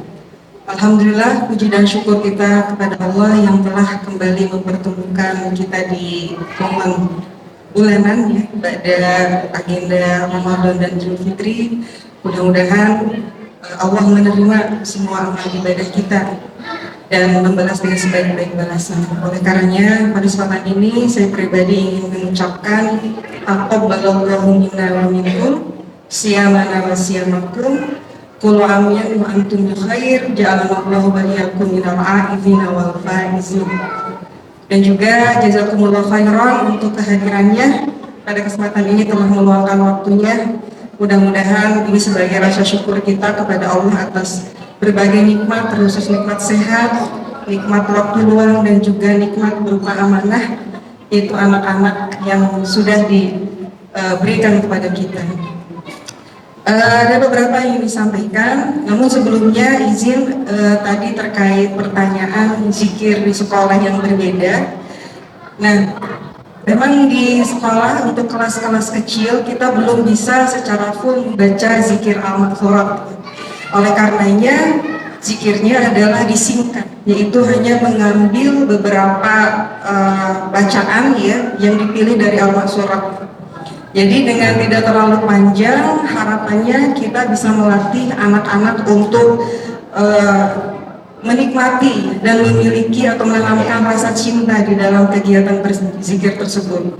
Dan secara perlahan bacaan tersebut kita tambahkan di kelas-kelas berikutnya.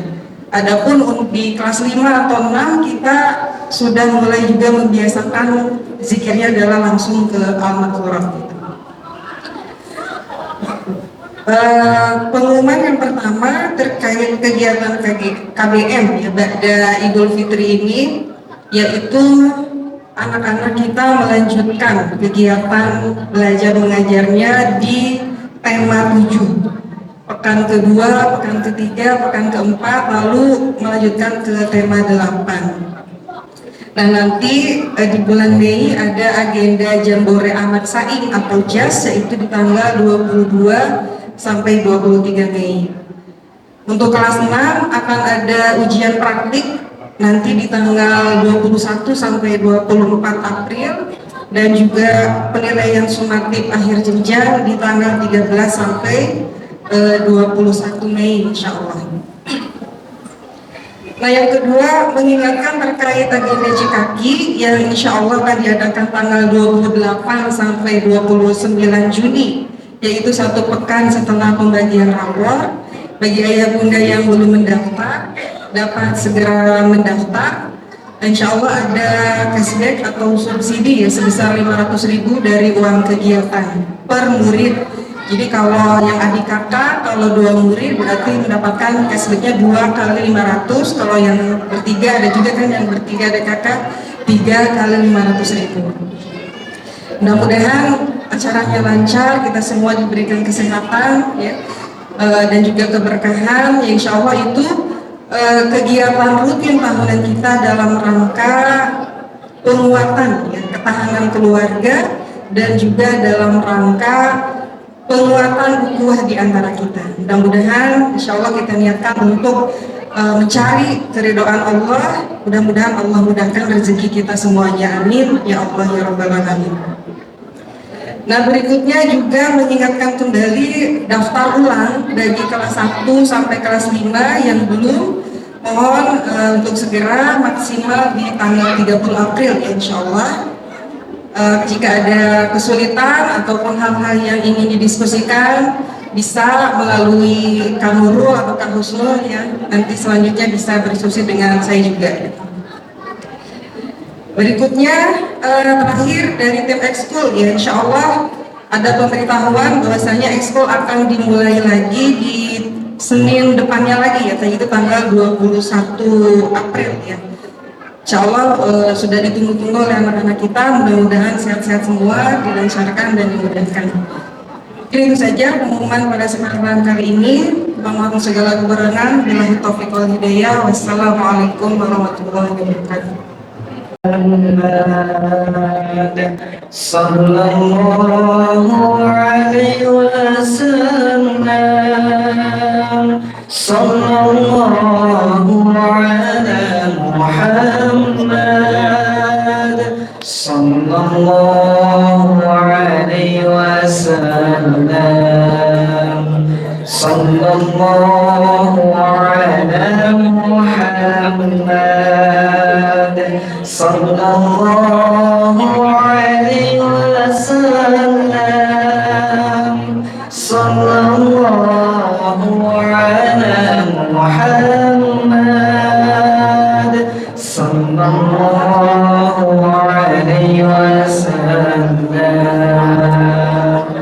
صلى الله على محمد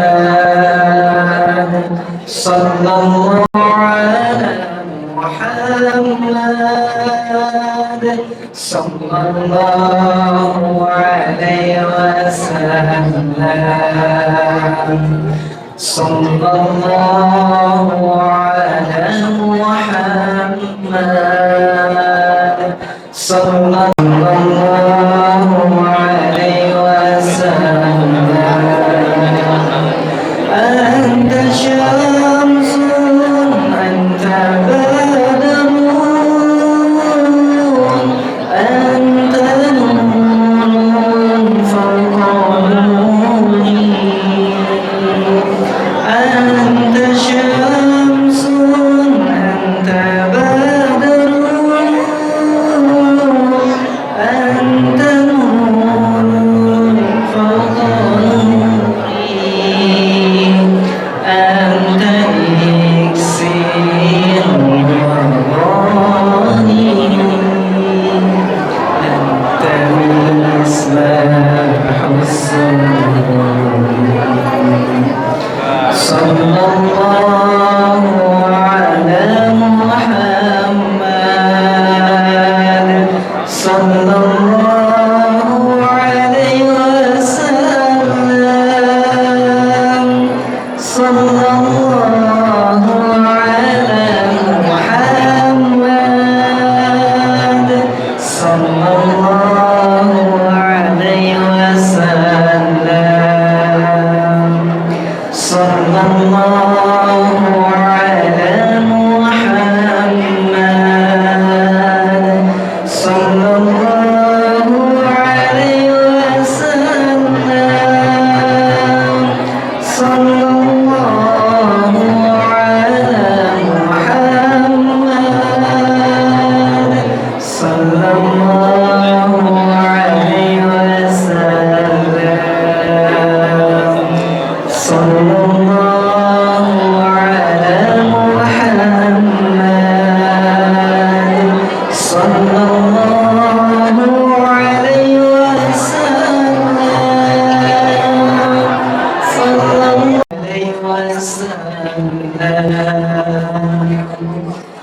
صلى الله على محمد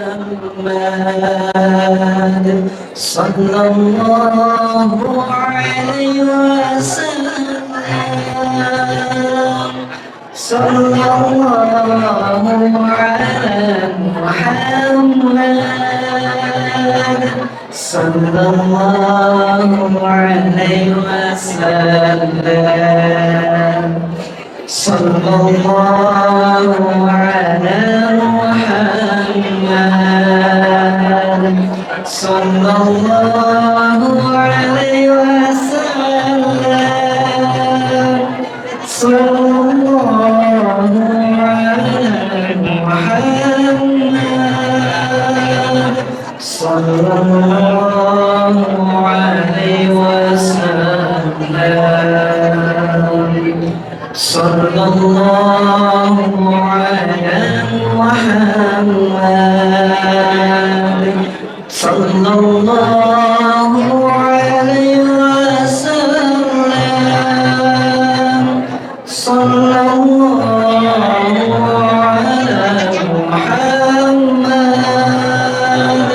صلى الله عليه وسلم صلى الله على محمد صلى الله عليه وسلم صلى الله على محمد صلى الله عليه وسلم صلى الله على محمد صلى الله عليه وسلم صلى الله على محمد صلى الله عليه وسلم صلى الله على محمد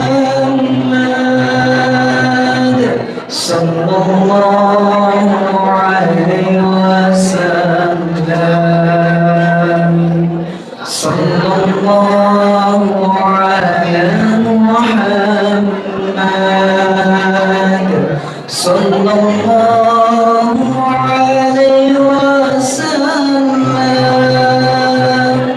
صلى الله على محمد صلى الله عليه وسلم صلى الله على محمد صلى الله عليه وسلم صلى الله على محمد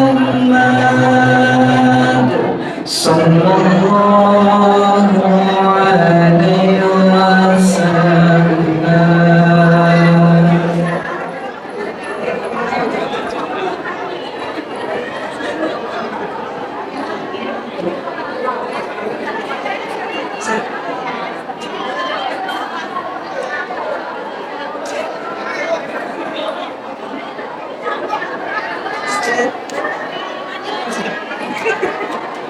Ketika Ibu yang dirahmati Allah Subhanahu wa Ta'ala, syukron atas kehadirannya di sana pagi hari ini. Dan bagaimana cukup sekian. Assalamualaikum warahmatullahi wabarakatuh.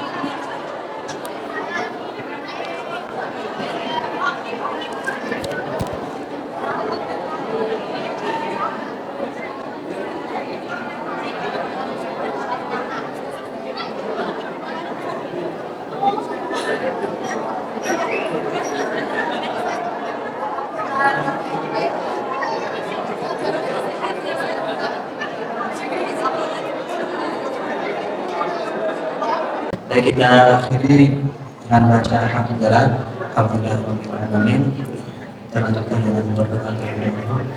A'udzu billahi minasyaitonir rajim. Bismillahirrahmanirrahim. Alhamdulillahi rabbil alamin. Hamdas syakirin, hamdan lillahi, hamdan yuwafi ni'amahu wa yukafi mazidah. Ya Rabbana lakal hamdu kama yanbaghi li jalali wajhika al-karim wa 'azimi sultanik. اللهم صل على سيدنا محمد وعلى آله وصحبه وسلم. ربنا اغفر لنا ولوالدينا وارحمهم كما ربونا صغارا ولجميع المسلمين والمؤمنين والمؤمنات الأحياء منهم والأموات. ربنا ظلمنا أنفسنا وإن لم تغفر لنا وترحمنا لنكونن من الخاسرين. لا إله إلا أنت سبحانك إنا كنا من الظالمين. اللهم إنك تعلم أن هذه القلوب قد اجتمعت على محبتك والتقت على طاعتك وتوحدت على دعوتك وتعاهدت على نصرة شريعتك. فوثق اللهم رابطتها وأدم ودها واهدها سبلها واملأها بنورك الذي لا يخلو واشرح صدورها بفيض الإيمان بك وجميل التوكل عليك وأحيها بمعرفتك وأمتها على الشهادة في سبيلك وأمتها على الشهادة في سبيلك وأمتها على الشهادة في سبيلك إنك نعم المولى ونعم النصير. ربنا آتنا في الدنيا حسنة وفي الآخرة حسنة وقنا عذاب النار. سبحان ربك رب العزة عما يصفون وسلام على المرسلين والحمد لله رب العالمين.